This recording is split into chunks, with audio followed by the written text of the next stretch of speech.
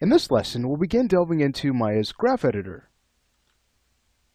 The graph editor is what you'd use to polish your animations. Simply because it gives us full control, we can edit what are called function curves that show us how our keyframes transition through time.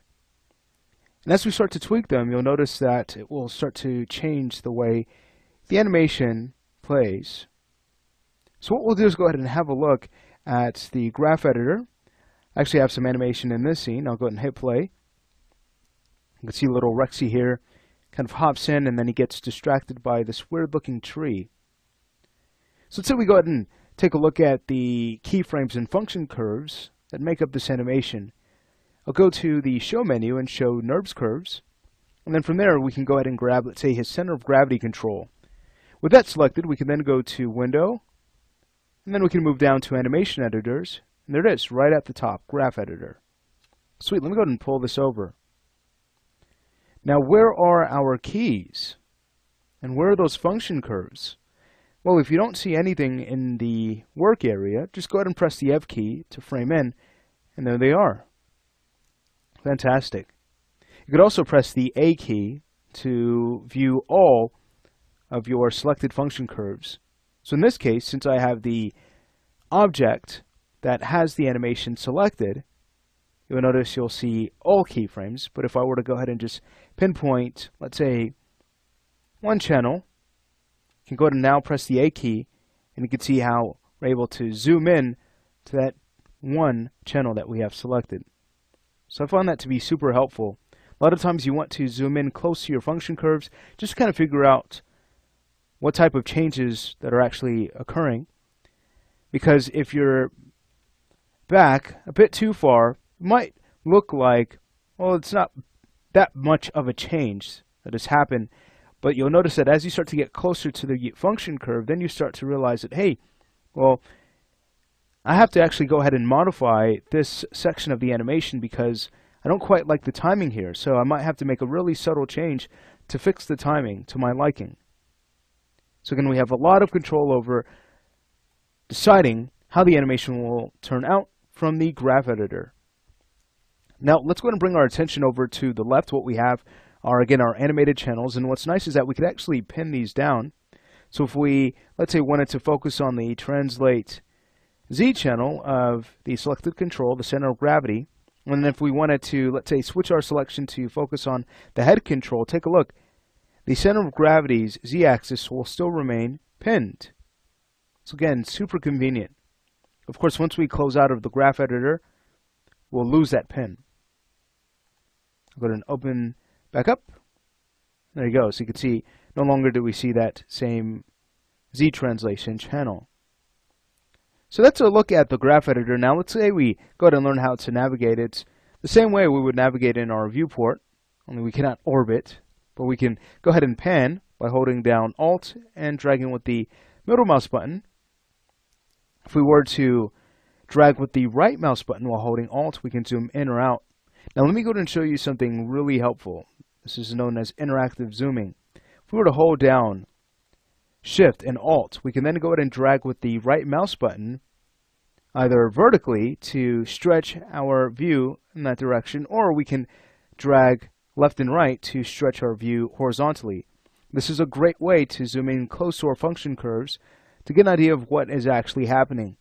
Sometimes you might notice a small kink that you're trying to figure out where it's coming from. Well, what you can do is go ahead and work with the interactive zoom to figure out where the problem is occurring, and then you can, at that point, either add a keyframe or perhaps adjust your tangency to fix that issue. So interactive zooming, super helpful. Now, if we were to go ahead and select one of our keyframes, you'll notice that we have tangents connected to them. This is super cool because we can start to use these tangents to edit our animation without having to add any extra keys.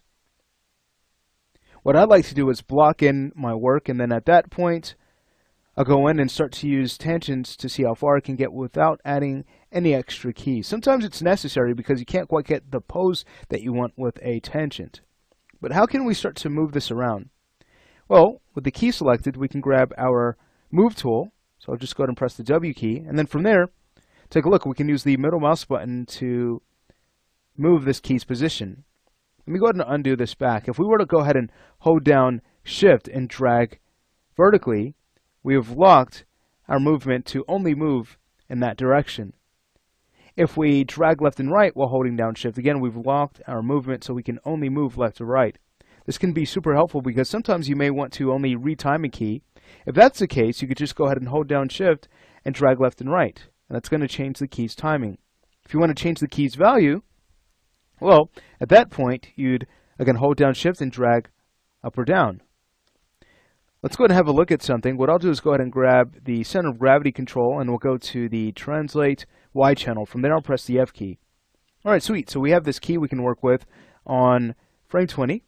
I'll go ahead and hold down Shift and start to drag up, and you can see how that's starting to change the position of Rexy.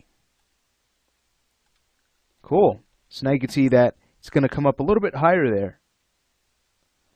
That gives us a fun bounce. We could also go ahead and take the key on frame 23 and do the same thing, kind of bring it up just a little bit higher. And now he has a more exaggerated bounce. Oh, cool. So this is how we can start to modify our keyframes. We can now drag our tangents by selecting one half of our tangency after the key has been selected, and we can now middle mouse button drag. So let's go ahead and do a little test here, just so you can see how useful this can be. I'll go to a moment where Rexy is in his down position.